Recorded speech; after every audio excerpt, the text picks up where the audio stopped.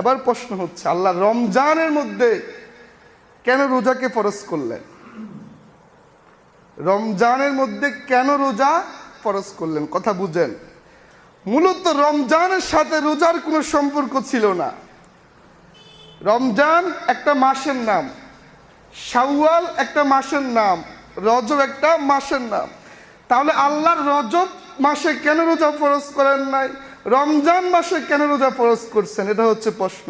এর জবাব হচ্ছে, রমজান অর্থ হচ্ছে জ্বালিয়ে দেওয়া, ফুরিয়ে দেওয়া। রমজান অর্থ জ্বালিয়ে দেওয়া। আল্লাহ রমজান মাসে রোজাকে ফরজ করলেন যেন রমজানের উসিলায়, রোজার উসিলায় আল্লাহ বান্দার গুনাহগুলি জ্বালিয়ে দিতে পারে। রমজান অর্থ জ্বালিয়ে দেওয়া, বান্দার গুনাহগুলি মাফ করতে পারেন। এজন্য আল্লাহ রমজান মাসেই রোজাকে ফরজ করেছে। সুবহানাল্লাহ।